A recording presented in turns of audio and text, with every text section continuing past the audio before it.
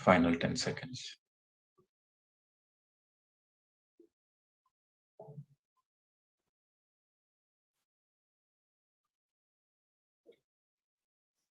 Gently place your hands on your eyes.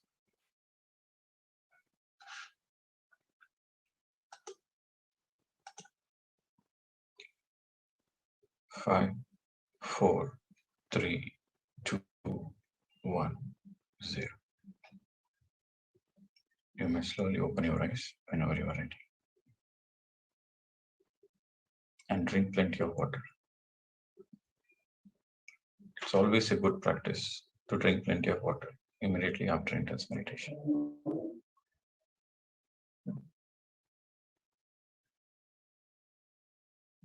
So we have done 1 hour of crystal meditation. Drink plenty of water.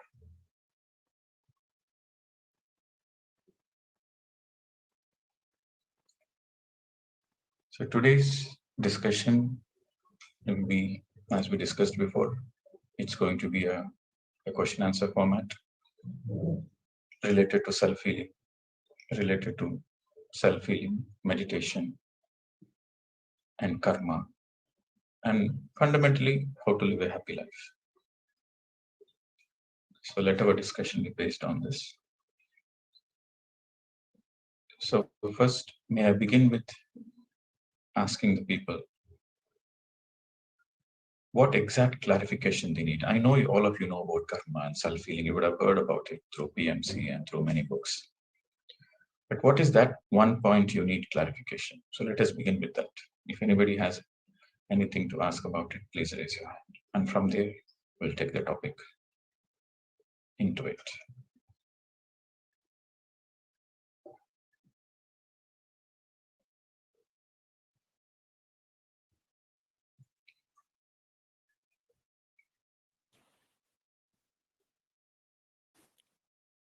Yes, friends, you can raise your hands and you can unmute yourself. And yeah, Ritesh. Good morning, Pradeep and Ravi. It's Beam here from Manchester.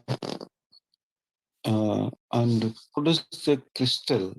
It's the first time I'm doing the crystal meditation. Just anybody who's asking the question, if possible, you please come on the video.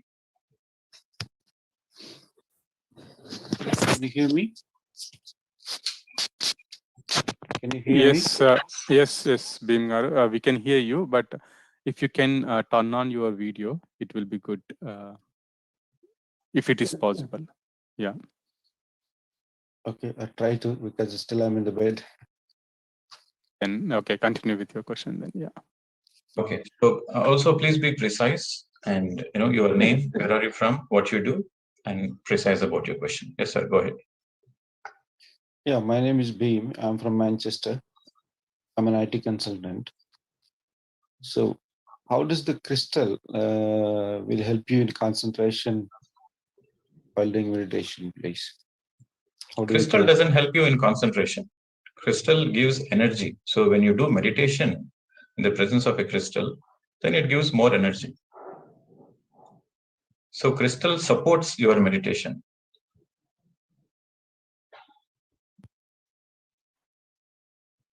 Okay, thank you.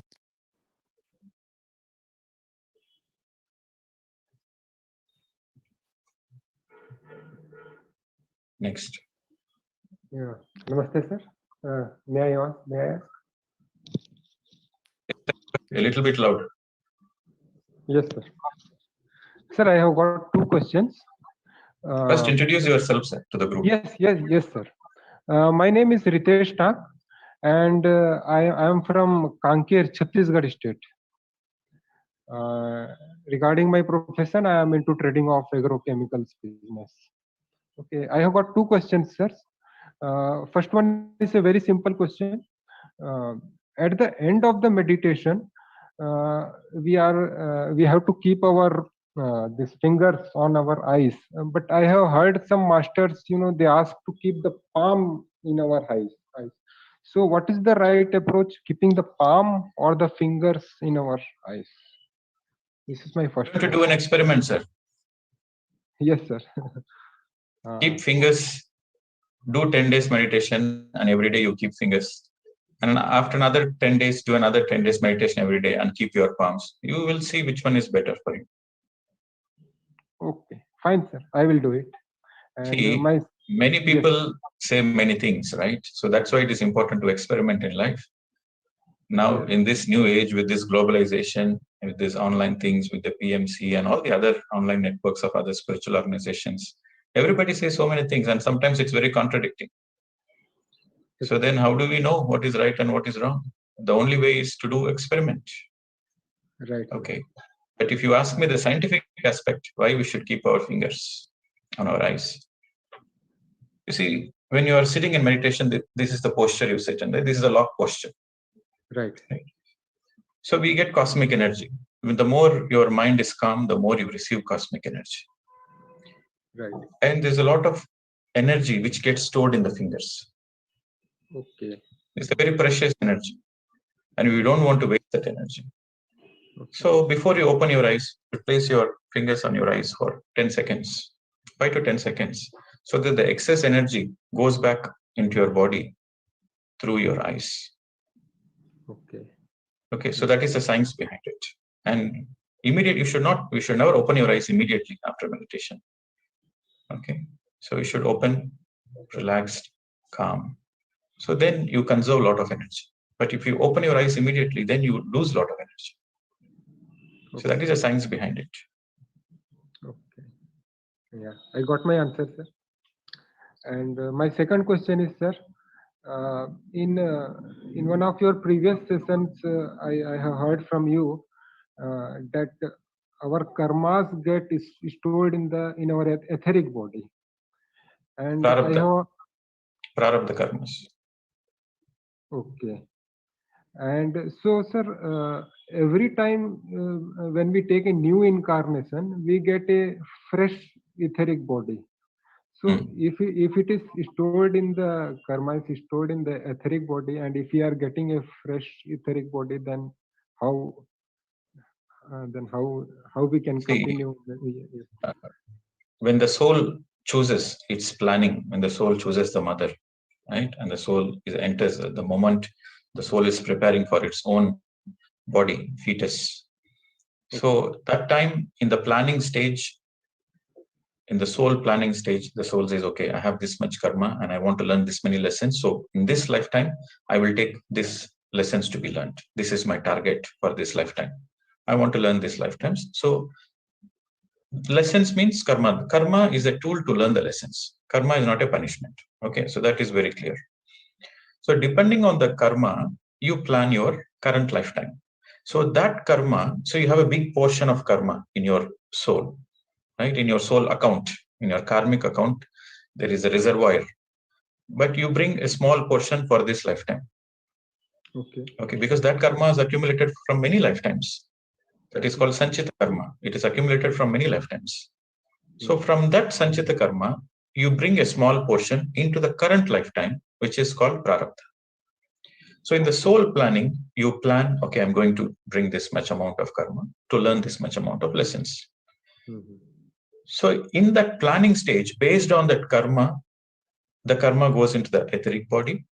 And based on the lessons, the body shape, how the body shape forms, what kind of, etheric body is nothing but all the energy tubes around your organs. Okay. So from the fetus stage, when the fetus starts growing, that is based on the prarabdha karma. So the very growth inside the fetus is also based on the prarabdha karma. Etheric body is nothing but the layer around your physical. So that's why some people are born blind, some people are born with some physical problems, some people are born with some mental problems. As a baby, by birth, they are born with their problems. It's because the prarabdha karma is so intense. Right? So everything is based on karma, and the execution of the karma into the physical is through the etheric. Okay. And how it is exactly stored, it is like, field of information. Just imagine your etheric body is surrounding your physical. Every organ has an etheric layer, and that is nothing but a field of information. Okay. Right? So this karmic information is there. And so accordingly, your life journey takes shape. From your physical body, the shape of the physical body, the health of your physical body, and also what kind of people you will attract and how you are going to react to certain kind of situations. So everything is in that energy layer, in the etheric layer. That field of information is in the energy layer. Okay. I got it, sir. Yeah. Thank you. Thank you so much. Yes.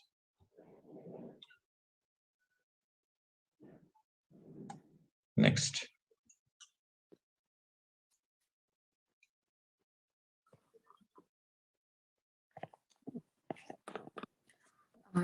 Namaste, sir. I'm Priya. I'm from Manchester, UK, and I work as IT consultant. I got a question related to self-healing. I'm in this meditation journey for almost like now 2 years now. So we normally know, okay, if you sit in meditation, the self-healing normally does whatever the issues that we got in physical body. The self-healing happens automatically, and it normally cures. And it has happened to me. But sometimes, if at all we didn't get time to sit in meditation, sit some time, or if that half an hour in the morning is not enough to heal any issue. Example, I'm getting this pain from this left side of my face, right from here, and it affects the ears and the left side of the face, and it is been there for almost a month now, sir. But how this will I do sit in meditation like every day morning, like half an hour, and most of the time in the evening as well, half an hour. And the whatever the activities I do, and I just think like, okay, is this right? What are the righteous activities that I am doing? How I can Come to withdraw? the point, madam. Come to the point. Come to the core. You should Yes, asking sir. a question is an art. You should simplify it and put it precisely, straight to the Yes, point. sir. Yeah, how we can heal this type of issues, sir? Self-healing. Any kind of issues. See, when it comes to self-healing, you have to understand different people take different amount of time to heal themselves. It depends on the karmic package, and it also depends on the faith, the trust they have, and also it depends on how sincere they are towards their evolution, how sincere they are to learn the lessons. More bad karmas you have, the more physical problems you will have. If you have no bad karmas, then you have no illness at all. This is the equation. Okay, so if you are going through some problems, so that means definitely there is some karmic balance in your account, and you have to work on it. So how do you work on it? First, understand whatever happens for good. And whatever the illness you are going through, your soul has planned it before you are taken birth. Your soul has perfectly planned it. At this point of time, I'm going to experience this, not as a punishment, but through that you're going to learn some lessons and you're going to evolve on a soul level. So karma is a learning tool which helps you to learn the soul lessons. So don't focus on the issues. Yes, you have a problem. I understand you are going through certain challenges, but understand that you are going through this because you have planned it for a greater purpose. So the first point is, in the self-healing process, the first point is acceptance. Accept unconditionally whatever it is. See, you don't know what karmas you have. You don't know how many lifetimes, and let us not go into the past. Okay. But you want a solution. You want to come out of the problems and live a happy life. That is the goal.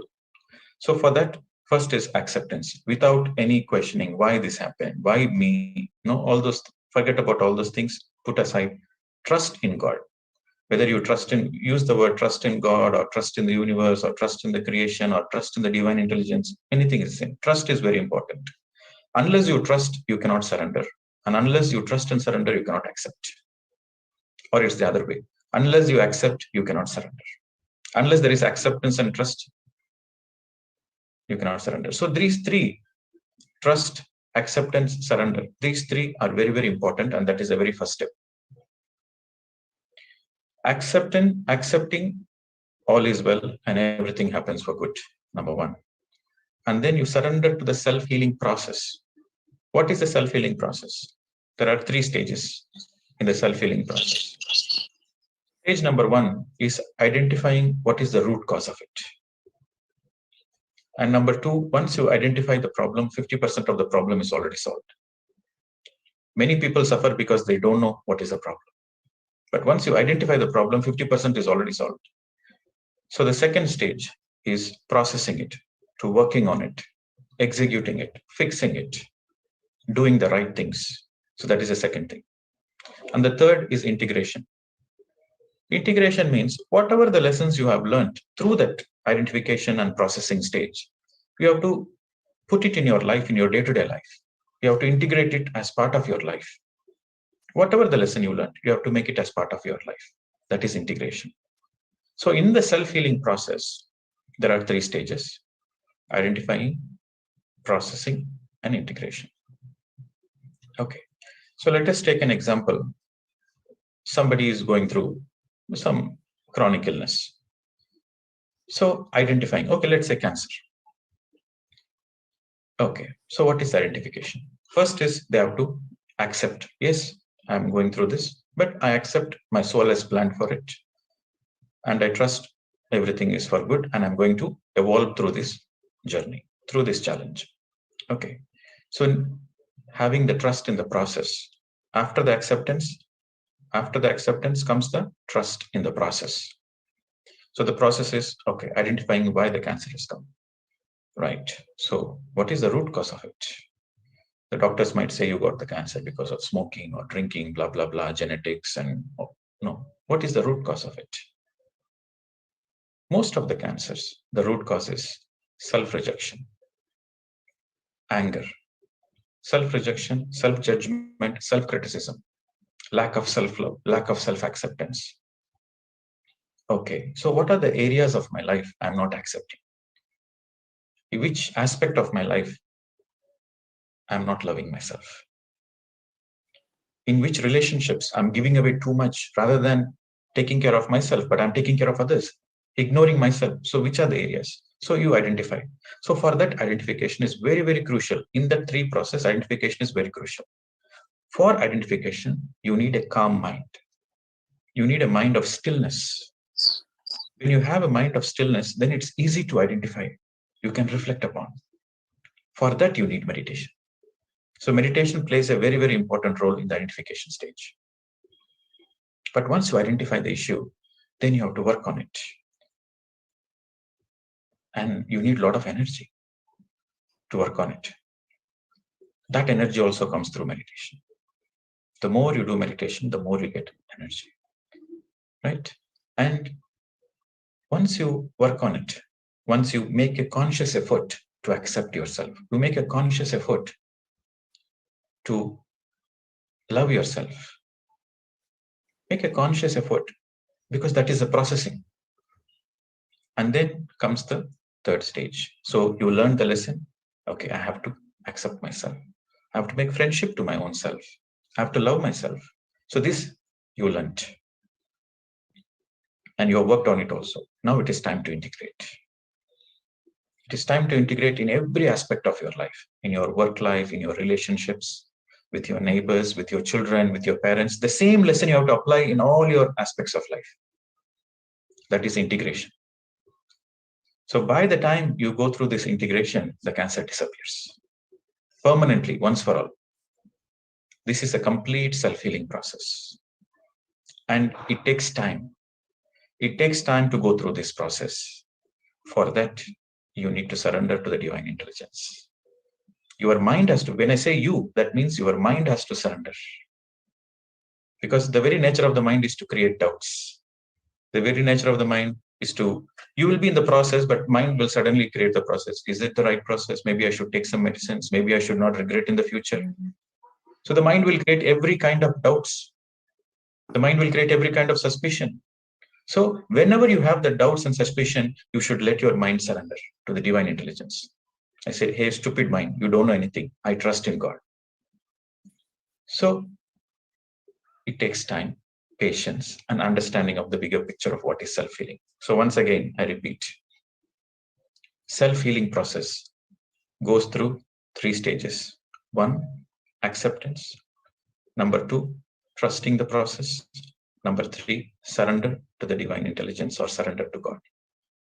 These are the 3 stages. Again, in the 3 stages, in the second stage, processing stage, again, there are 3 steps. Identifying the problem, processing it, and then integration. So for this, meditation is very, very important. Without meditation, it is not possible. If you want permanent healing, yes, you can go to some healers, you can go to some therapists, you can go to some gifted people where they give you some quick solutions. You might feel better for a shorter period of time, but the problem will come back with a greater intensity. That is not healing. That is postponement of your problem. So meditation is the way. Not only meditation, along with meditation, you have to be aware of the entire process. You see, integration, especially when you want to integrate in the lesson you learned in every aspect of life, you need a lot of awareness, right? So how will you get this awareness? By doing meditation, by reading the right spiritual books, and by having satsang, by making friendship with other positive people, with others who have healed themselves, by making friendship with the people who are always positive. So when you're in the satsang, then the mind is naturally surrendered. Okay, so these are the 3 things you should do. And finally, the most important, the final point, because it's a karmic based. Every illness is a karmic based. Every illness is a karmic based. So you want to come out of it quickly. You want to go through this process. You want to hasten the process. You want to speed up the self-healing process. Then the best, along with meditation, the best is do more good karmas. Because the more you do good karmas, the more faster you heal, the more faster you neutralize your karmas. Okay, after you learn the lesson, you are out of the karmic loop, but still the residue is there. The karmic residue is there. See, learning the lesson is one aspect of karma. But to completely neutralize the karma, you have to settle the accounts.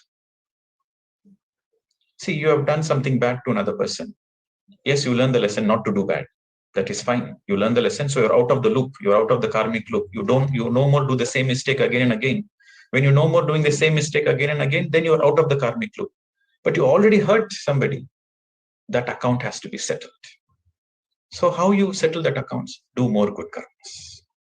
Do more service. Any good karma which helps another person. Any action which helps another person is a good karma. Any action which benefits another person is a good karma. So along with meditation, along with acceptance, along with trusting the process, along with integrating the lessons, along with surrendering to the divine, do more good karmas. Then you speeden up the self-healing process. And that's how you gracefully come out of the beautiful experience. And that experience empowers you. On a soul level, you are much more enlightened through this experience. Okay, sir. Thank you. Thank you, sir. Thank you. Yes, madam. Next.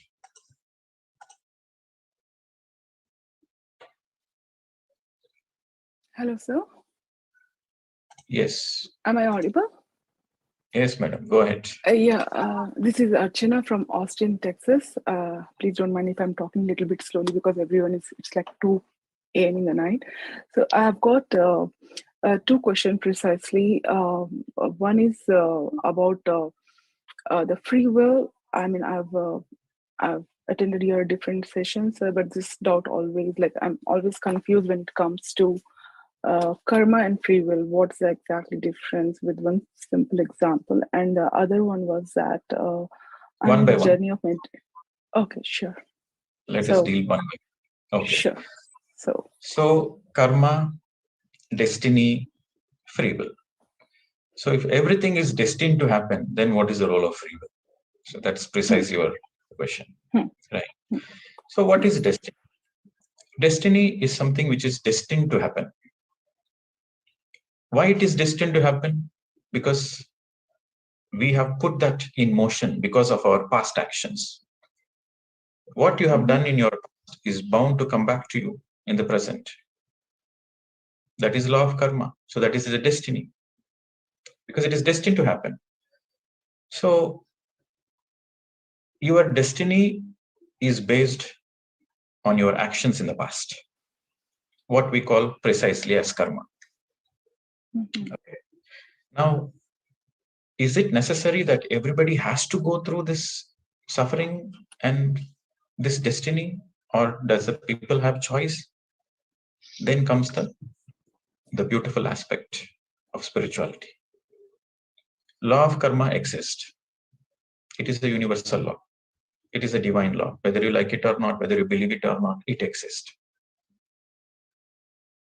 In the equal force, in the equal tempo, the free will also exists. Free will is nothing but your ability to act upon your challenges.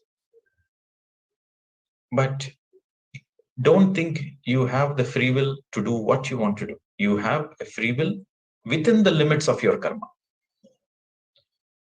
What is free will? Free will means your ability to choose certain things, make choices. You can use your willpower to choose. I want to do this. I don't want to do this. I want this. So that is your ability to have certain choices is your free will. So for a person who is going through this karmic process, he has a free will, but his free will is not limitless. His free will is also bounded by his karma. But yes, he can use his free will to go beyond the suffering. He can use the free will to learn the lessons quickly.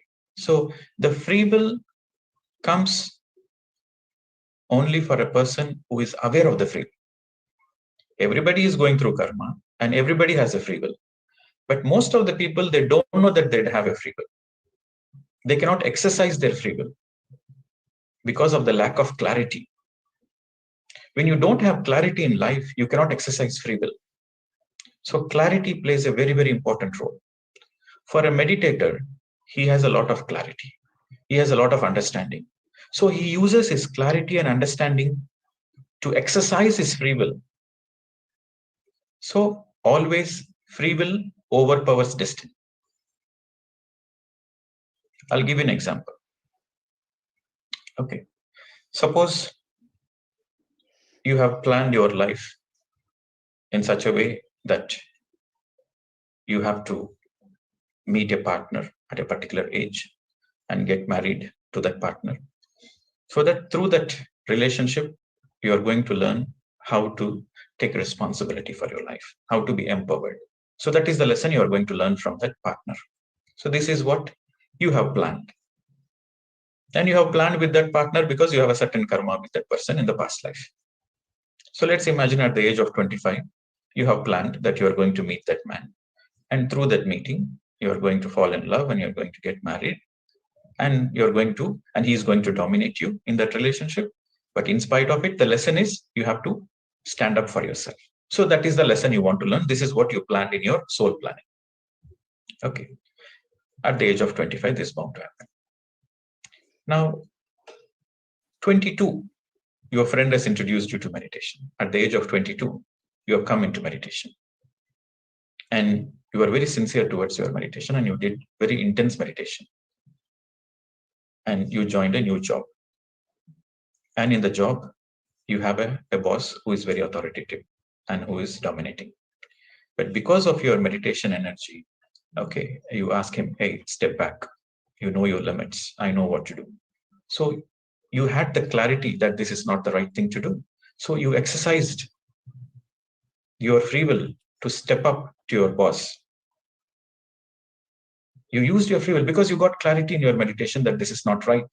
Before meditation, right from your childhood, everybody was dominating you. Your parents were dominating you, your friends were dominating you. But you thought it's a natural state of affair. You deserve it. But because of meditation, you got certain clarity and you have exercised your free will to stand up to your boss.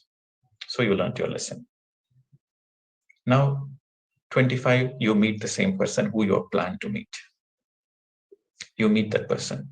So when you meet that person, there is a choice whether you want to get married or no, because you already learned the lesson. So when you shift your frequency, then he also shifts his frequency. So the relationship is no more as per the plan. So even though you are destined to marry that particular, meet that person and marry that person in that age, through your meditation, you exercised your free will to learn certain lessons. So you don't need the same lesson anymore because you already learned it. So you can use your free will and say, okay, we are good buddies. We can do something together. We can be good friends, but we don't need to get married. So you use your free will to overcome your destiny. Even though you are destined to get married, you use your free will not to get married. Because you are absolutely clear by getting married, you are not going to benefit anything from this relationship. So free will is associated with clarity. Okay, you have to be very clear about it. Free will, everybody has free will, but only a person who has clarity can exercise his free will. Destiny is there. For a non-meditator, he accepts, this is my fate, what can I do? So he says, this is my destiny, he accepts. But for a meditator, he says, no, I won't accept. I want to be the master of my life. Yes, I'm going through the problems, but I'm not going to suffer because of my problems. I'm going to quickly come out of the problems and I want to live a happy life. So that is being a master of your own life.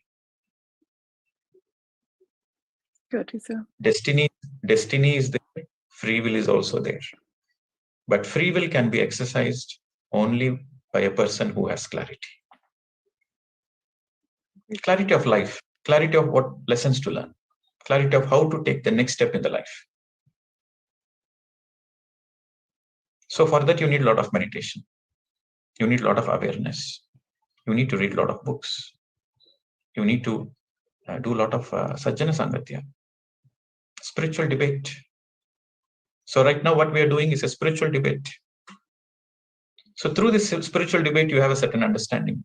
And with that understanding, you can use that understanding as to empower yourself because you got certain clarity. So you can use it as a free will in the next aspect of your life. But suppose you don't have this clarity, then you are bound to follow your destined path.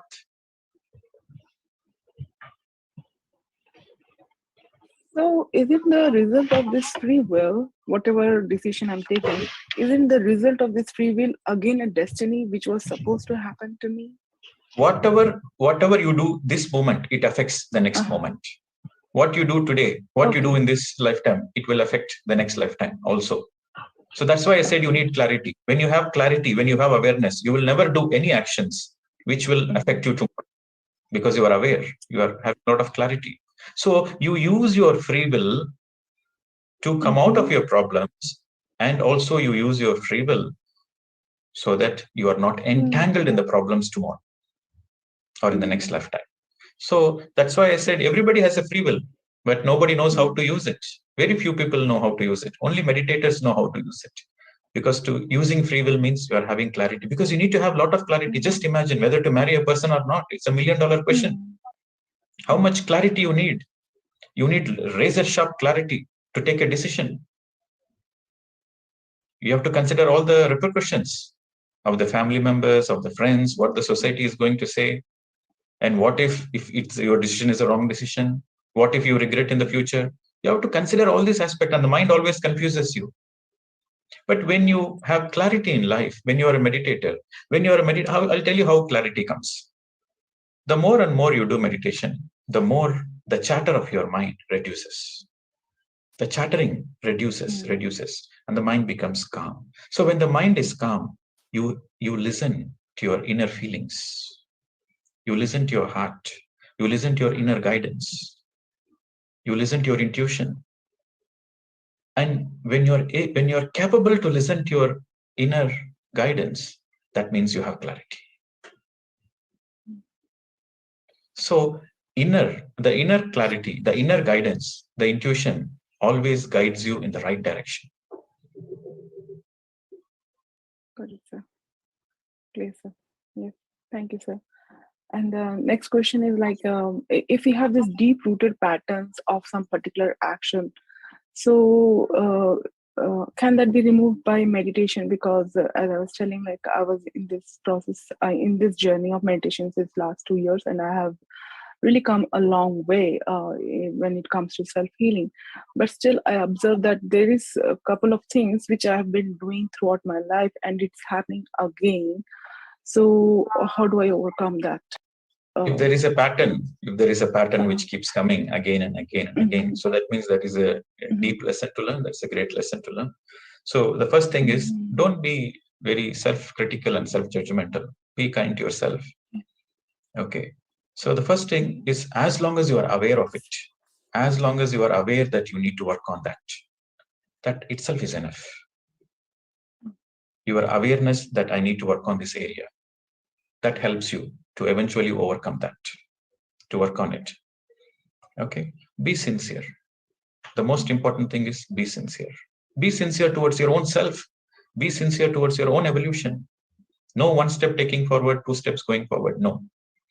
Be sincere. As long as you are sincere, eventually you will come out of all the patterns. So meditation, yes, but being sincere is very important. If you want to come out of the patterns, you should be very sincere, because habits die hard. Habits take a long time to overcome it. Unless you have that willpower, unless you have the deep sincerity, why you want to break it? The desire to break that pattern should be deep within you. The fire inside you should be very strong that you want to break that pattern. So when you have that kind of sincerity, eventually you will break it.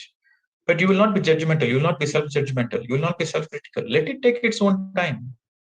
Let it take 1 year. Let it take the whole lifetime. Who cares? You are sincere to break it. That is enough. So the sincerity is towards the meditation and all these 3 things. Sincerity, no. Sincerity is not towards meditation. Meditation is just a tool. Meditation is just a tool. Meditation is not life. Sincerity towards yourself. Sincerity towards your life. Sincerity towards your evolution. Sincerity towards your happiness. You know, sometimes people get used to suffering. They get habituated to suffering. They don't want to be, they don't want to live a happy life. So that means they are not sincere towards them, to our own self. So sincerity towards your own soul growth. Fundamentally, everything boils down to happiness, isn't it? Why anybody has to meditate? Why spirituality? Why meditation? Why good karmas? Why service? Because you want to be happy. The end result is happiness. Why you want to do anything in life? Why you want to go to school? Why you want to study? Why you want to get a job? Why you want to earn money? Why you want to get married? Why you want to have children? Why you want to have name, fame? Why you want anything in life? Why you want even enlightenment? Just for the happiness, to live a happy life, to live a blissful life, a life full of joy. So if you are sincere towards your own happiness, towards your own joy, towards your own bliss, then eventually you will come victorious. Sure. Got it. Yes. Thank you so much. Thank you. Next question. Hello, sir. I'm from Sri Lanka. I'm 20 years old and I'm a student. My question is, as you said, karma is a learning tool. We are here to learn the lessons according to our karmas. So as you said, when we are planning on our pre-birth planning, we are here to take the lessons according to the karmas, particular karmas. So my question is it possible to finish all the karmas on this one lifetime through meditation and reading spiritual books, teaching meditation and sadhana sangatya, all those? Is it possible to make this lifetime as a last birth? And can we able to enlighten on this last birth as making this birth time as a last birth? Everything is a possibility. That is the beauty of the creation. Everything is a possibility. Yes, it is possible to make this life a last life as a student. Okay. So when you are referring to a last life, it is just as a student, it's a last life. But you will come back to the planet Earth again as a teacher, not as a student. So then we there is don't no know compulsion. how much. Yeah, we don't know how much of karmas I have collected Let on my me past complete, lifetime. madam. Let me complete. So you asked a question, so you need to have patience to understand what I'm saying. Okay. First, it is possible to finish off all your karmas in one lifetime, provided you are really sincere about it. Okay. As you said, by doing more meditation, by reading more books, by doing more sajjana sangatya, and most importantly, by doing more service. It is possible to finish off all the karmas in one lifetime. But for that, you need a greater determination. You need to be really sincere. But the possibility is there. Number one. And you don't need to worry about how much karma you have, how much baggage you have, in what lifetime, what you did. You don't need to go through all those things. You don't need to dig your past baggage. The most important is focus on this moment. Are you happy this moment? Then you are free of karmic baggage. Are you healthy? Are you healthy physically, emotionally, psychologically? Are you celebrating your life? Then you are free of all the karmas. That is the indication. And don't think this life will be the last life. As a student, yes, you have finished, but you will come back, because what you learned, you have to teach. So you will come back again and again as a teacher. So when you come back as a teacher, you are no more entangled with karma, but out of your own joy, you come, because it gives you great joy to teach what you learned. Unless you teach what you learned, unless you teach your enlightenment, unless you share your enlightenment journey, there is no way of exiting the cycle of birth and death. So that is very important. You need to understand. Yes, thank you so much. Yeah. Next.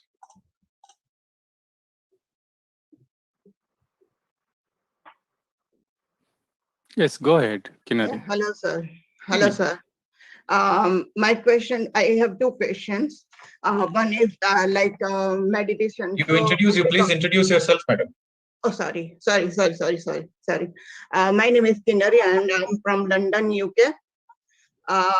My question is, I have two questions. One is, coming into meditation is also a destiny. Like, for example, I have listened to a lot of masters and they said that because of some illness or some family problem or some problem, they came into meditation. And different people come into meditation at different age. So is it also a destiny? Like coming into meditation is also a destiny? Okay, let me give you another example of destiny and free will so that you will understand this question. You see, suppose you are going to meet a person, right? You are meeting a person at a particular time, a particular day, that is destiny.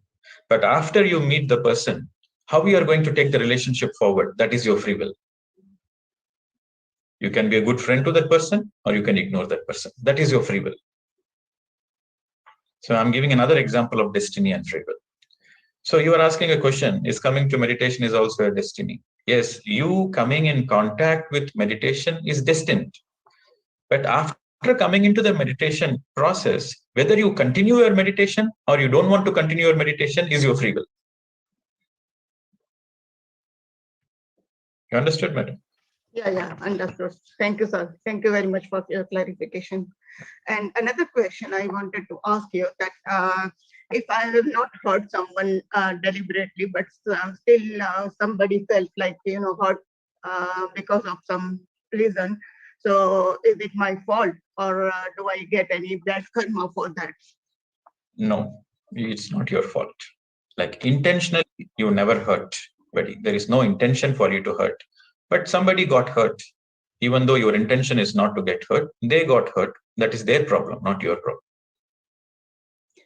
like I will just quickly explain you this why I'm asking you. Many years back, I was in job interview, and there was another. Madam, whatever the example you are going to give, the answer is very simple. Okay, don't think I'm going to give answer to your specific answer to your particular incident.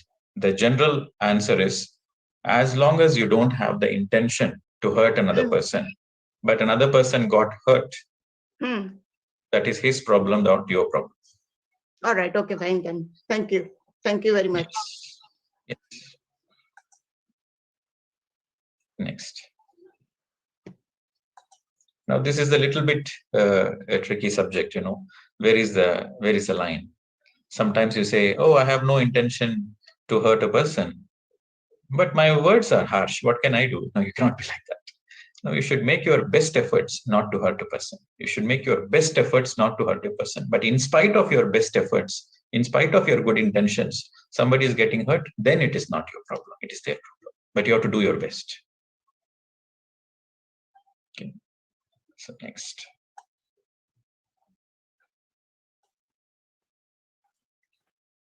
Hi, Pradeep Ji.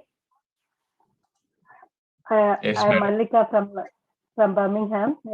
Today morning I had a wonderful meditation. This is the first time I attended our meditation. Thank you very much for that. And my question is, you have explained that to heal the chronic disease, we have to find the root cause. No, you don't need to find. You don't need to find the root cause. You will identify. I use the word identification, not finding. So identification happens when your mind is still. Okay, through meditation we are able to find the. Through meditation, very naturally you will identify. Right. Okay, thank you. Yeah, finding means you are making an effort. You are using your mind. Then it will lead you in the wrong direction. But just be still and accept. Then the identification happens. Right. Okay. So this is the aspect of truth. It's paradoxical. Okay. Truth is always paradoxical. Two opposing situations existing simultaneously. You want to heal, but the healing happens without you doing anything. When you try to do something, the healing doesn't happen. So this is paradoxical. This is the nature of the truth. You want to find what is the root cause, but unless you let go of the mind, you cannot find. See, you want to find the root cause is from the mind, but unless you let go of the mind, the identification doesn't happen. So this is the paradox. Okay. Yeah. Okay. Thank you, sir. Yes. Next. Riju, ma'am, can you please unmute yourself? Namaste, sir. Namaste, madam. How are you, sir? I'm in the land of Punjab. Yes, you're the land of Punjab. Yes, you arrived safely, sir. Anyways, my name is Riju. I'm from London. Sir, my question is, suffering, if I'm facing certain challenges, or we call it, suffering nowadays, I started calling challenging. So what is the difference? I know I'm facing this because I need to learn lesson, but at the same time, suffering is, that particular shift I'm facing very boldly. That shift is, I want to learn some lesson, but is that is not this phase, that time period is not giving me happiness. So what is the difference between now with my happiness or facing the challenge? Is that my free will is telling this is not giving me the happiness, just quit, but still I'm facing it boldly. So what do I call it? I am wasting my energy, or I need to learn lesson? No, first you need to understand pain is inevitable. Okay, so you need to understand the word difference between pain and suffering. Okay. Pain is inevitable. Everybody goes through pain. From the birth till the death, every soul goes through pain. Pain is inevitable to every person, but suffering is a choice. The pain is the actual pain you are going through physically, emotionally. That is actual pain you go through. But the suffering is the stories of your mind around that pain is a suffering. You think about the pain again and again. You rewind it or you fast forward it. and you go through you relive that pain, even though when there is no pain. So I'll give you an example. So you're cutting some vegetables in the kitchen, and accidentally you cut your finger because you're thinking somewhere and you are not aware. You accidentally cut something. You go through pain. When you cut your finger, you go through pain. Okay. But later on, you call your mother and says, I was cutting vegetables and I got my finger cut. And I went through so much pain, so much of blood went. Half an hour later, you are repeating the same thing. Okay. Again, your friend calls after 2 hours. Again, you repeat the same story. After one day, your husband comes back from a camp. He went on a work. He comes back. Again, you're repeating the same story. You know what happened yesterday? I cut my finger. Okay. So suffering is because you are involving the mind. The mind always wants to be in the loop. Mind doesn't want to be in the present moment. Mind either wants to be in the past or in the future. So suffering is associated with the mind. But pain is inevitable. Everybody go through pain. When you're going through a certain processing, when you're going through a certain challenging moment, it is very painful. Of course it is painful. But the pain is in that moment. The next moment is a new moment. But even you carry the same pain to the next moment, to the next day, to the next week, then you are suffering. So pain is inevitable. Suffering is a choice. Okay, sir. So in the self-healing process, you will go through pain. For sure, you will go through pain. Without pain, there is no gain. Okay. All right, you will go through pain in the self-healing process. You have to bear the pain. You have to tolerate the pain. But suffering is not needed. Okay. All right, sir. Sir, may I ask another question, please? Yes. When we talk about this karma we accumulate, I am in the profession. Sometimes I think certain people or the children annoy you so much. And inside, yes, I love them, but I pray, please do not come today to school. So I am accumulating karmas when I'm telling, please do not come. I need today peace of mind. So particularly when inspections happen in the school. So do you think I am accumulating karma? My intentions are clear. I love them, but because they disrupt the lessons, they have particular needs. So I do not have guilt, but same time I'm confused with the guilt and karma here. There should be no guilt whatsoever. Guilt is like a poison to the soul. Whatever the mistake you would have done, you have to learn from your mistakes, but you should never feel guilty. Okay. Okay. All right, sir. What is right? What you are doing, what you are thinking, whether it is right or wrong, only you should ask your inner. Okay. Ask your heart, ask your inner space, and follow your inner space. I'm not going to tell you what is right or wrong, because if I tell you what is right or wrong, then you will never become a master. But when you have the ability to discern what is right or wrong for your own self, then you are a master. So you make your own discernment. Yes, you might fail 1 or 2 attempts. You might take a wrong choice accidentally. That is possible. But still take it bravely, because there should be no guilt whatsoever. Even though you would have taken some decision, and if that decision goes wrong, so what? You learn from the mistakes. So when you have the ability to learn from your mistakes, then there is no place for the guilt. And sir, what is the difference between tolerance and patience? Because, we are tolerating certain people, anger or anxieties or patience. So what is the thin line between patience and tolerance? I say, yes, it is giving, I'm learning Tolerance, from them. Yes. Patience towards your own self, tolerance towards others. Okay. All right. You are patient for your own self. You are tolerant for others. And do we need to accept tolerance, whatever people are doing? That is called acceptance. That is spirituality. Whatever they're doing. See, the word tolerance is a little bit, but it gives a negative flavor, So I would not like to use the word tolerance. I would rather use the word adjust. Okay. Adjust. All right. So you know the other person is not a good person. You know the other person is troubling you. Knowing that, you just adjust. You adjust with that person. So when you have the ability to adjust, then you are by default tolerant. Okay. All right, sir. Okay. Okay. You adjust because that is the nature of life. Mm-hmm. That is the nature of life. Everybody is different. In your own hand, the 5 fingers are not the same hand. 5 fingers are not the same. In your own family, your family members are not the same. True. So then how can you expect another person to understand you? So that is the very nature of life. So knowing that the other person is not understanding you, knowing that the other person is not good to you, you just adjust.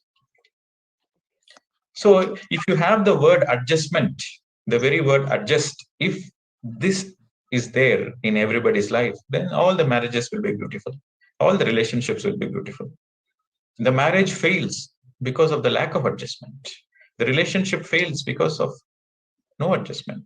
So as long as there is adjustment, just you adjust. You know the trouble exists. You know the problem exists, but you adjust. So as long as you have the quality of adjusting, then you become a good friend to everybody. Then naturally you are a tolerant person. You are a peaceful person. Thank you. Thank you so much, sir. It's a beautiful word. I'll always remember. Thank you, sir. Thank you very much. Madam, thank you. Convey my regards. Balrajji is around Sure. you. Sure, sir. Sure. Yes. Next question. Indira, can you please start your video and also unmute yourself?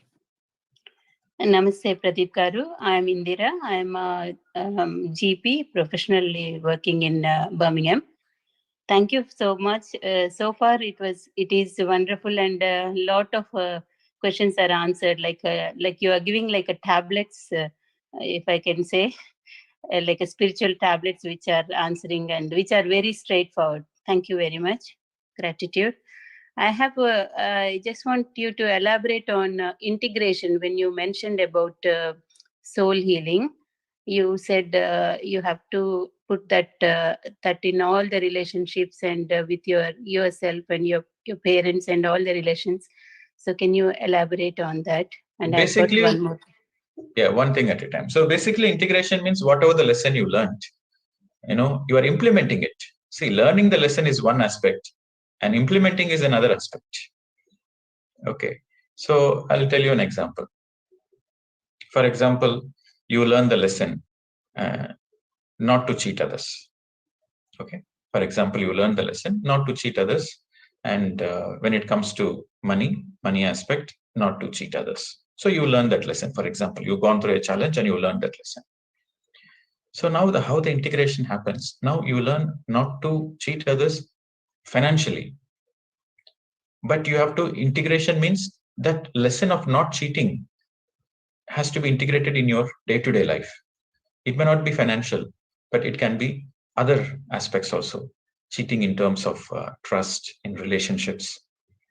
Okay, in all the aspects, the cheating has to be integrated. There should be no cheating whatsoever. That means you have to be more authentic. You have to be more transparent. So if you're not cheating, that means you're authentic. You are transparent. You are honest.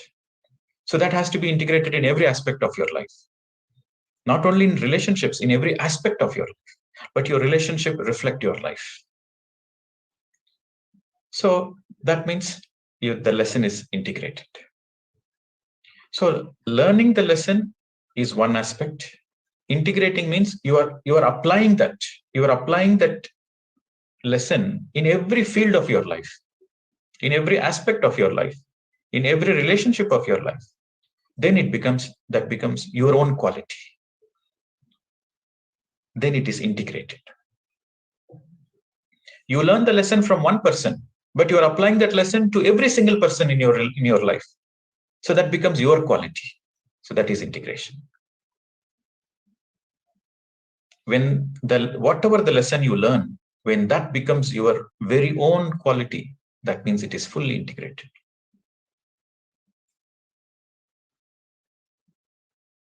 Thank you. I mean, it's hard, but I mean, very, very nicely said. When you said one quality we not to cheat, and then that is in all the other aspects of life. Such a beautiful explanation. Thank you. And second thing I was wondering is about crystals. You mentioned crystal support meditation. So can you elaborate on that? Crystals belong to the mineral kingdom. They are enlightened beings among the mineral kingdom. Okay, so compared to a stone, you see, in the modern day, we can measure the vibration of any stone or any rock or any object. We can measure the frequency, the vibration with the modern tools. So, for example, the normal stones, they vibrate at 5 hertz. The crystals vibrate at almost 15 to 20 hertz. So the frequency is very high. You can measure the energy of the plants also. You can measure the energy of the rocks, of the plants. You can measure energy of even you can measure the energy of the humans. There are new devices which measure the aura of a person. Kirlian photography, biowell devices. There are latest photographs which can measure your aura, see the colors of your aura, and see how much energy you have. Right? So crystals are among the mineral kingdom, which vibrate on a very high frequency. They are enlightened beings. Similarly, among the animal kingdom, elephants, cows, dogs, horses, they are very highly evolved animals. They vibrate in a high frequency. Okay, when it comes to the plant kingdom, all the great medicinal plants, like, peepal tree, neem tree, banyan tree, tulsi, these are very high vibrational plants. So Buddha meditated under a Bodhi tree because it's a very highly evolved, it's a high vibrational. So that's why you go to any temple in India, there will be, in South India especially, there will be a peepal tree, there will be a neem tree, because these are very high vibrational within the plant kingdom. Similarly, within the human kingdom, there are many enlightened masters like Jesus, Buddha, Mahavir. So they are from the human kingdom, but they are highly enlightened. What is the difference between a normal human and an enlightened human? They vibrate on a higher frequency. Their consciousness is very high, very sharp. They are very sharp. They are very aware, alert all the time. Their awareness level is very high. Their frequency is very high. So within the human kingdom, they are very highly evolved, enlightened. So because crystals are very highly evolved within the mineral kingdom, they hold all the information. You see, the mineral kingdom, how the mineral kingdom operates is through imprints. Whatever is the information around, it gets imprinted into the object. That is how the mineral kingdom works. Plants operate on impulse. Animals operate on instincts. Humans operate on instincts and intuition. So imprint means whatever is the information surrounding, it gets imprinted into that object. That is how the mineral kingdom works. For example, you take a stone from a river and you take a stone from a desert and you hold, they both will vibrate differently. They both will give a different message. You hold the stone in your hand from a river. The stone will have all the experiences of the water energy, the nature energy, the river energy. You take a stone from a desert, it has a different vibration. It has a different information imprinted into it. You can feel it. Try doing this experiment. You can do it. So crystals, being enlightened, high vibrational, they hold all the information of the entire creation. So when you meditate in the presence of a crystal, it radiates more energy, more codes, information, which takes you to the higher consciousness. So that's how crystals help in meditation. But if you want the best out of a crystal, you should use it only in meditation. Crystals absorb energy, amplify energy, and radiate energy, cosmic energy. So when you meditate in the presence of a crystal, you are getting more energy, number one. And number two, you are connecting to a greater field of information. You are connecting to the information field of the crystal. So through that information field, there is a lot of understanding. There is a lot of intuitive understanding in the presence of a crystal. That's why there is something called crystal gazing. There is crystal. So when you gaze into the crystal with empty mind and open heart, you completely gaze into the crystal. So you are totally through the eyes. Eyes are very powerful. So through the eyes, you connect to the energy field of the crystal. So through that crystal gazing, you connect to the information, the imprinted information of the crystal. and you have a certain inner understanding, not through the mind, but through the heart space. Crystals don't communicate in the mind space, they communicate in the heart space because they are very evolved, enlightened. So when you are doing more and more meditation, you empty the mind. So when you empty the mind, naturally you are in the heart space. When your mind is empty, you are in the heart space. So crystals vibrate in a higher frequency. And when you are in the heart space, you are also vibrating in a high frequency. So when you raise your consciousness, then you are able to communicate with the crystal. Frequency attracts frequency. Frequency communicates with frequency. Okay, madam. If you want to know more about crystals, if you want to get the best of crystals, then you have to meditate with the crystal. Then intuitively you know how to communicate with the crystal. But crystals communicate only if it is beneficial for your evolution, and through you, the entire humankind is getting evolved. Then the crystals are ready to support. You want the crystals to earn more money. You want the crystals to help you, to have a lottery or to have a better relationship. It doesn't help. If you want a better relationship, then you need to have clarity in life. Then only you will have a better relationship. But crystals help you for your understanding, for your evolution, soul evolution. But people use the crystals for all the other reasons. It is like crystals do help, but it's a very small help. The greatest help the crystal can do is in meditation. So it's always a good practice to meditate inside a pyramid, or in the nature, or with the group energies, or with the full moon energies, crystal energies. Crystals are tools, amazing tools. Crystals are amazing tools which will help you in the enlightenment process. But the final thing is, you are a crystal inside you. So you should not give away your power. Oh, the crystal is a great thing outside. No, gazing into the crystal, you remember that you yourself are a crystal. So crystals remind you that you are a crystal yourself. You are as pure as that. You are as transparent as that. You are as multidimensional as that. You have forgotten. So the crystals are a reminder to the humanity of their divine potential.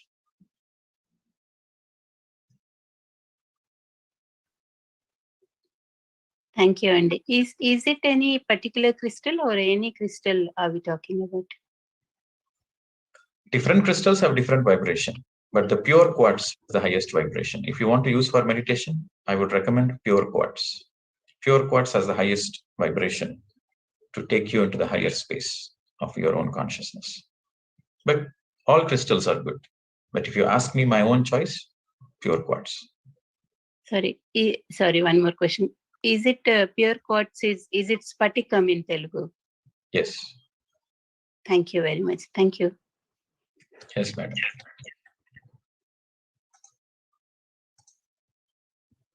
Yes, Vinod. Thank you for the opportunity, and thank you, Pradeep Master, for gracing us on this session. Lots of valuable knowledge coming through. So I'm Vinod. I live in Milton Keynes, UK. I'm an IT professional. So my question today is building on what you said earlier. You said we will have to come back to Earth to teach what we've learned from an enlightenment perspective. My question is more around why Earth. Earth, I understand it's more of a. I see that as a massive training infrastructure, lesson learning place. Now, you leave the Earth learning lessons, come back and teach. And what next after that? What is the sort of next thing after Earth? That's the question, Pradeep sir. Okay. Thank you. See, as a student, you learn some lessons, but as a teacher, you learn greater lessons. So you will come back as a teacher to learn greater lessons. Okay. So the student has his own lessons. The teacher also has his own lessons to learn. Okay. But your question is precisely what after the syllabus of a student and teacher, all the syllabus has finished. What next?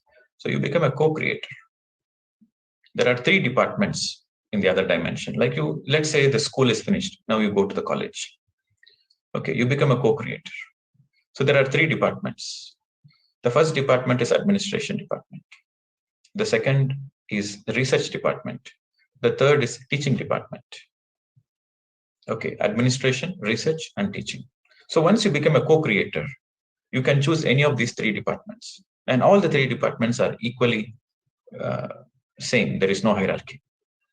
Okay, what is administration? Administration is a department which takes care of landing, taking off the souls, taking birth or the death process. Yamadharmaraja's role, administration. Okay, I'm just giving an analogy. I'm just giving an example of administration, of how certain aspects has to be there. You need a certain administration, right? So for a small country to run, you need such great administration, or else the country will be in chaos. So similarly, for the whole of the planet Earth to function, there is a great administrative team which is invisible. All the Saptarishis are taking care of the administrative affairs of the whole of the planet Earth. So that is administration. Research team is a team which constantly researches on new aspects of life. They are infusing new species, new plants, new animals, new birds, new species across. See, once you become a co-creator, then you are no more focusing on the Earth, you are focusing on the entire creation. There are billions and billions of stars. There are billions and billions of life forms. So you become a co-creator and you choose a particular star system of your own choice, and you take part in the administration or you take part in the research. Through that, there is further learning. Through that, there is more experiences. There is further growth. And the third department is teaching. So you go to many dimensions. You come back to the Earth as a Buddha, or you go to other dimensions to teach. Right? Have you heard of Seth? Ramta, Seth? Yeah. They finished their school. They finished their school entirely. They're no more part of the Earth. They're from the other dimensions. But they come as visiting professors because they're in the teaching department. They became a co-creator. They're infinite beings, but they're in the teaching department. So they go to many, many dimensions to do teaching. So once you become a co-creator, or in other words, after you become a Buddha, you become a co-creator. And you become a co-creator, you choose one of these 3 fields of your own choice for your further evolution.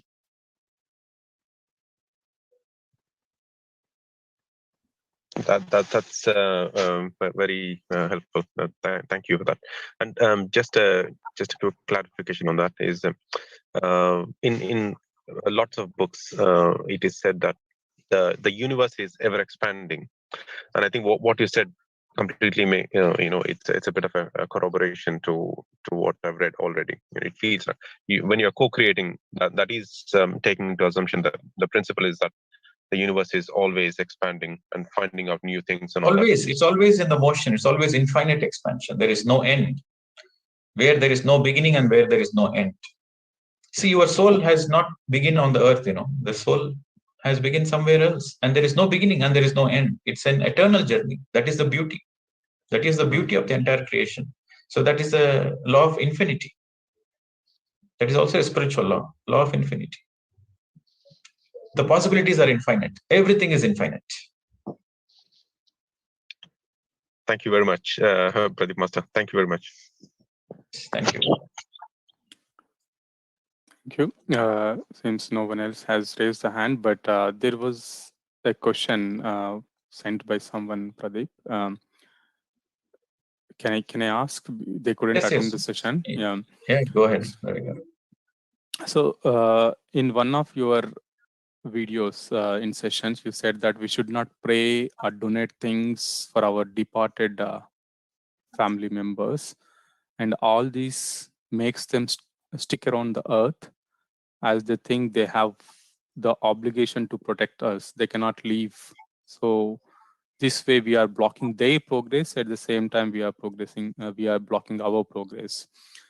This is like completely contrary to my belief system, because been doing this Pitra Paksha practices, some rituals.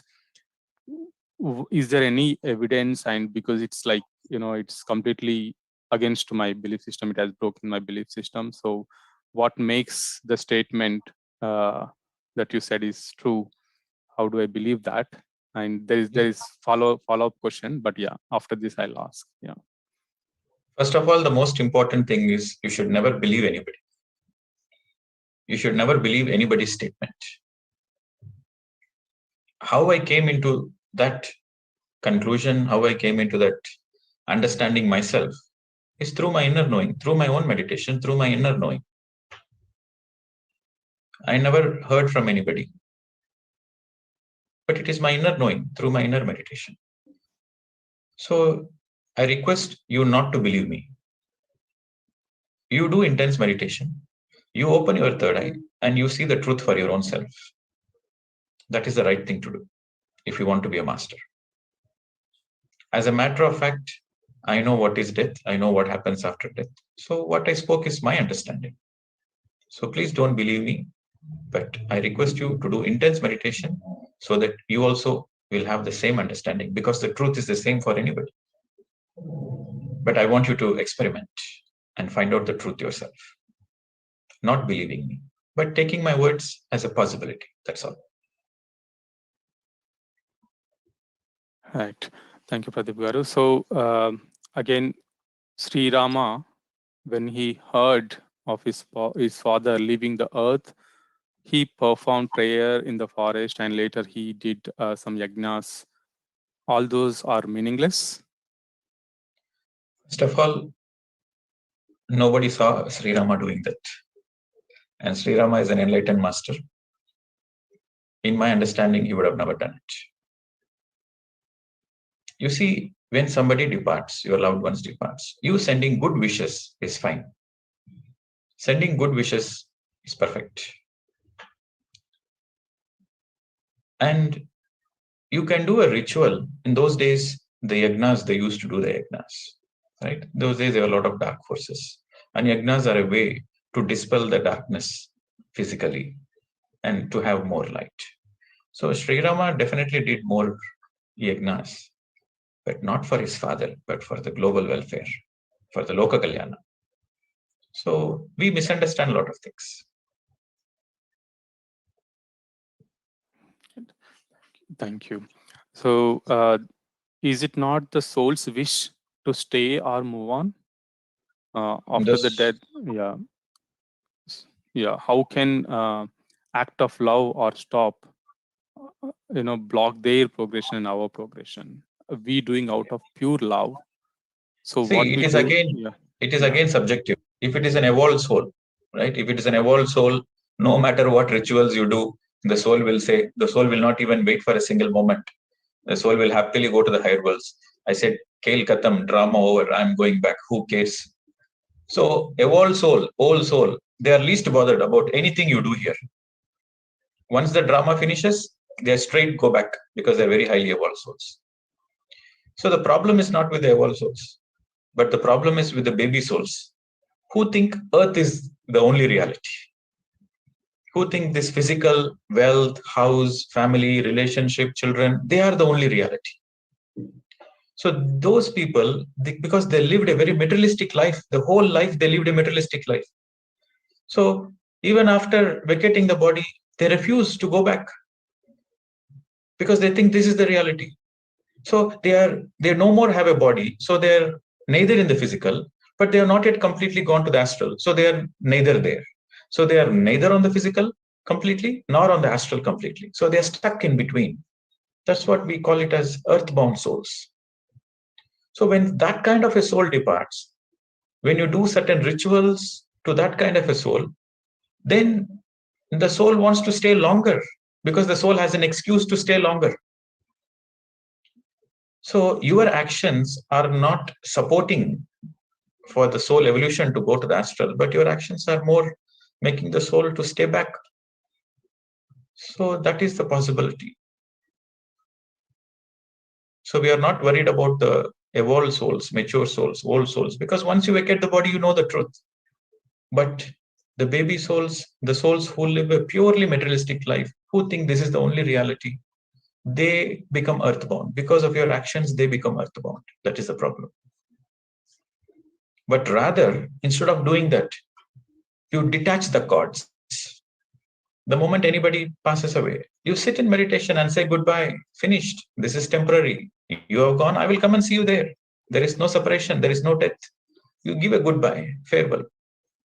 That attitude helps the baby soul to say, oh, okay, so the cords are cut. So maybe I need to travel further in my journey. So that might motivate them to go to the higher planes. So in that context, we should understand that we doing rituals is more harmful than doing good, especially for the departed ones, and especially if the soul is a baby soul.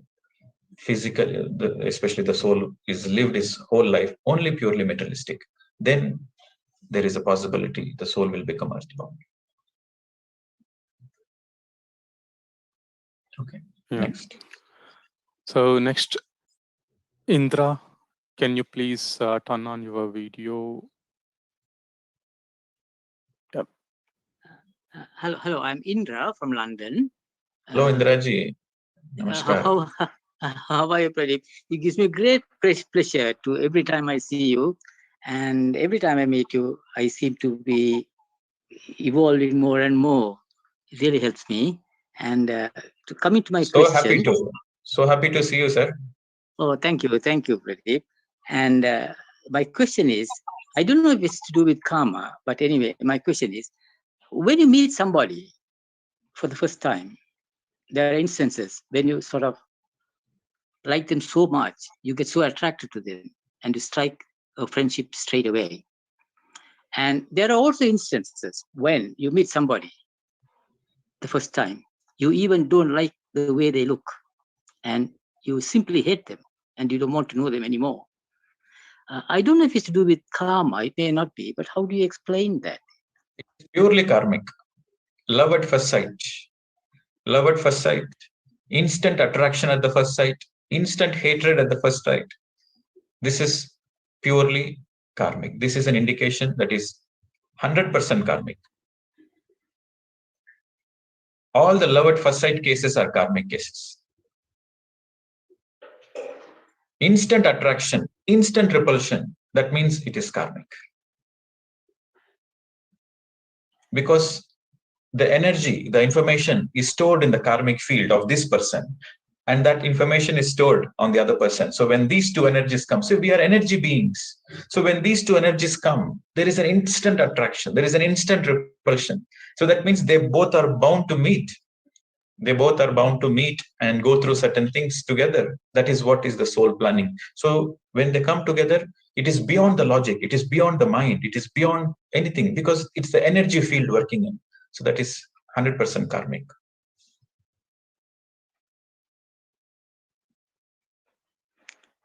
Thank you, Pradeep. Thank you. That explains it. You have an answer for everything. Thank you. Take it as a compliment. Thank you. Yes, Sirisha, let it be the final question. Namaste, sir. I'm Sirisha from India. Sir, actually, Can you be a little bit louder, ma'am?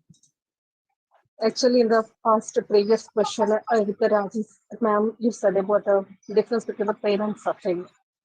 Sir? Yes, go ahead. Actually, in my lifetime, actually, I'm 40, but at the age of 20, I lost a baby.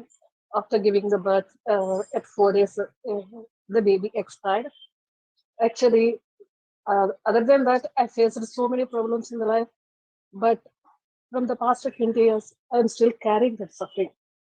And so many times I want to get out of that suffering. But still, what I feel is I'm unable to get out of it. Actually, what is that? I'm feeling like that the baby don't want to leave me. That soul, not the baby. That soul don't want to leave me. I think the question is not clear, madam. I think you ask this question tomorrow. Be precise in your question. Okay.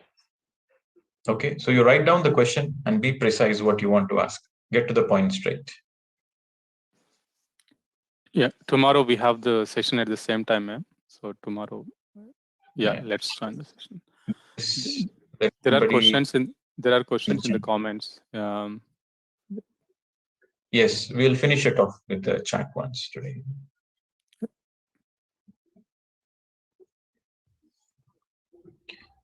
So, Kirangari, will you ask the questions? We'll ask. There is one question sent to me personally also. So the question is, can you please tell me if I want to change my soul plan, will it be possible in this life? Everything is a possibility.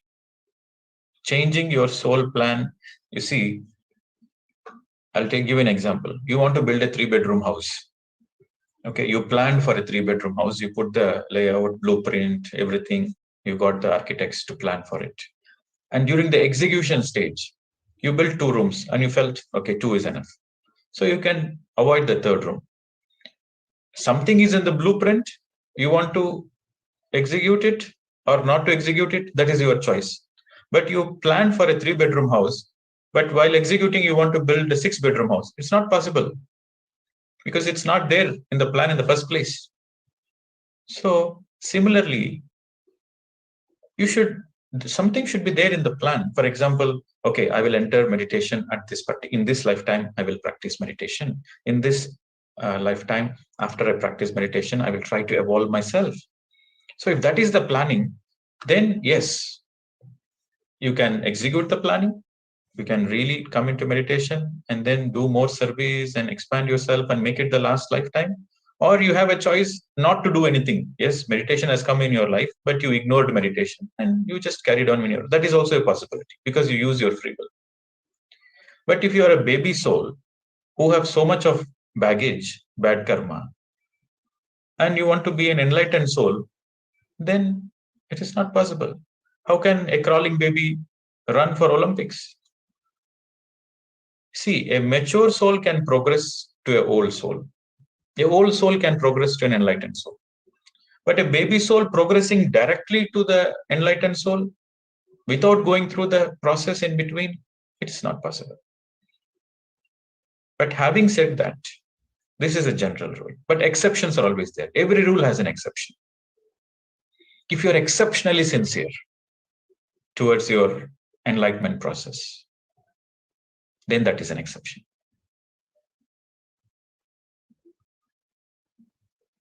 But as a possibility, every possibility exists.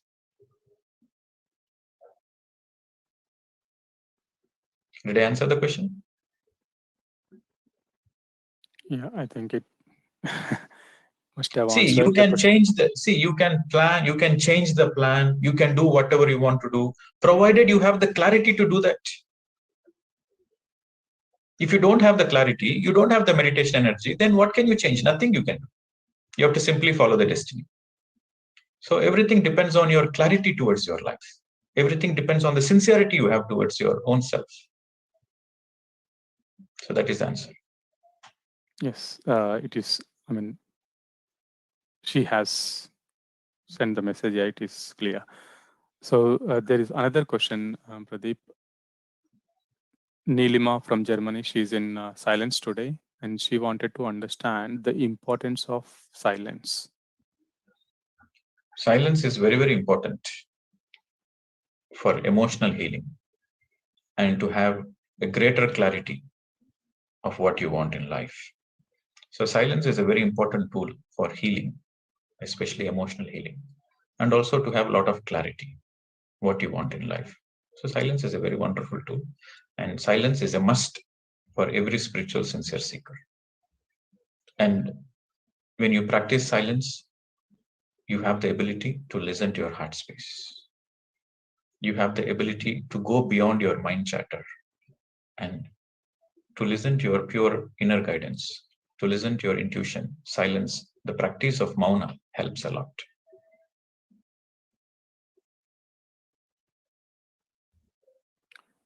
Thank you. There are a couple of more questions. One, yeah, we'll finish it. The chat questions will finish it. Yeah. Is it necessary to put a shield around you while we do meditation in a different places, like in the nature or in different houses? Not necessary and not needed. If you're putting a shield around you, you think you are blocking the darkness, but you're blocking the light also. So there should be no shield whatsoever. That is a very limited understanding of the nature of life. That is a very limited understanding of how life operates. There should be no shield. Whenever you are doing meditation, you should understand that you are connecting to the divine consciousness, God consciousness. So you are putting a shield around you. Then there is separation. You are not in oneness. You are in the field of separation. And when you are in the field of separation, how can you expect oneness? Meditation takes you towards oneness. Putting a shield around, you are in separation.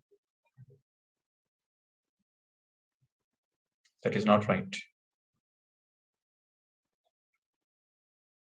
That's correct. Thank you, Deep.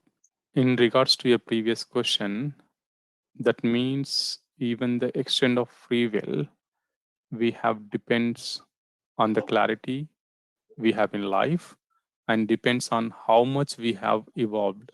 It is from Lovelin. Yeah, I can't pronounce other Naturally name, so. but yeah. Your understanding is very perfect. That is absolutely correct.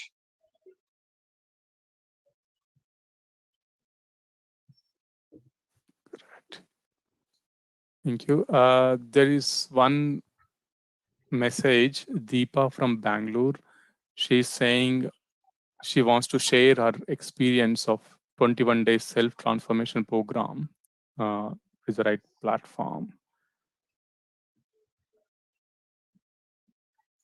You take a call. Yeah, I think it's better we do it tomorrow, ma'am. It's already, we are just 6 minutes away to close the session. Yeah, so there are so many thank you messages. Yes, it was a wonderful in-depth session on free will, destiny, karma, so many suffering, pain. Thank you so much for all your questions. Every question of you, it's really helped every one of us. So every one of us learned a lot in this session. And thank you, Pradeep.